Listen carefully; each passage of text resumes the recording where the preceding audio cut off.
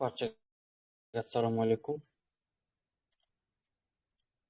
Navbatdagi milliy sertifikat kitobimizda savolni tahlil qilamiz. Bundan oldin demak, ko'rib turgan kanallarga obuna bo'lib qo'yishni unutmang. Biz esa boshladik. Ikkinchi variant 15-savol. Nafas olish sistemasida bronxlar rivojlangan va shoxlanmagan. Rivojlangan va shoxlangan. Jabra arteriyalari kapillyarlarga bo'linmagan va jabra arteriyalar kapillyarlarga bo'lingan. Hayvonlarga xos xususiyatlar to'g'ri berilgan javobni aniqlang. Tushunarli. Xo'p.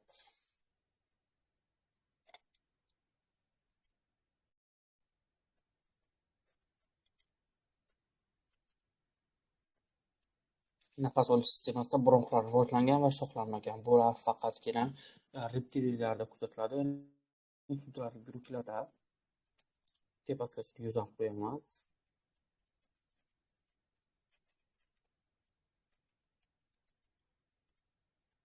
Yuruvchilar rivojlangan va shoxlangan. Qushlardan boshlab.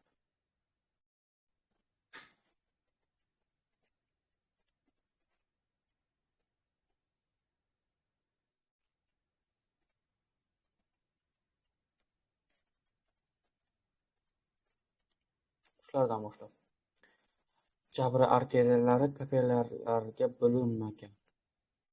Bu Lancet'ni olsak ham bo'ladi buni. Ya'ni bosh skeletsizlarni olsak ham bo'ladi.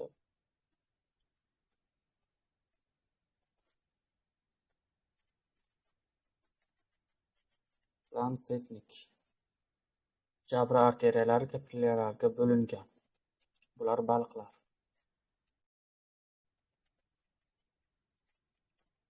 Baliq.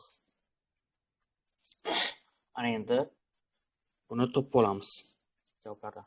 Nafas olishda teri ishtirok etmaydi. Bu to'g'ri gap. Yo'g'on ichagi qisqa. Qushlardan boshlab, masalan, yo'g'on ichak qisqa. To'g'ri, yo'g'on ichak qisqa, to'g'ri ichak bo'lmaydi qushlarda. Yuragi rivojlangan. Lancetda yurak bo'lmaydi. Demak, C'ning hisobidan mana bu ajoyib chiqib ketadi. B'ni ko'ramiz. Yuragi 3 kamerali, sutradagi yuruvchilar to'g'ri. Tishlari rivojlanmagan qushlarda to'g'ri. Ichagining oldingi qismida jigar o'simtasi rivojlangan. C qani edi? Lancetnik. Ichagining oldingi qismida jigar o'simtasi rivojlangan. Hop. Oldingi qismida jigar o'simtasi rivojlangan. Shuni olib turaylik. Hop. Shuni olib turaylik, chunki yozilmaganda bu. Hop, yuragida arterial va venous qon baliqlarda yo'q. Ikkovi ham demak arterial va venous qon emas. Mana shuning hisobidan demak B javob chiqib ketadi. Hop, jabra orqali nafas oladi. Seni ko'ramiz. A jabra orqali nafas oladi. Suyuluvchilar yo'q, o'pka orqali nafas oladi. Demak bu ham ketdi. Deni ko'ramiz. Ko'richak o'simtasi rivojlangan. Turali yuruvchilarda ko'richak o'simtasi rivojlangan. Bu to'g'ri. To'g'ri ichak bo'lmaydi. Bu to'g'ri. Hop, ichagining oldingi qismida jigar o'simtasi rivojlangan. C.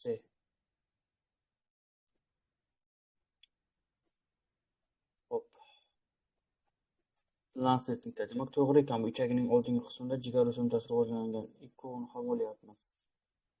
İşte ikkala javobda ham bor. Demak, C to'g'ri ekan. Deni ko'ramiz. O't qopi rivojlangan. D baliqlarda to'g'ri. O't qopi birinchi marta baliqlarda paydo bo'lgan. Demak, D javobni olamiz. To'g'ri javob D ekan.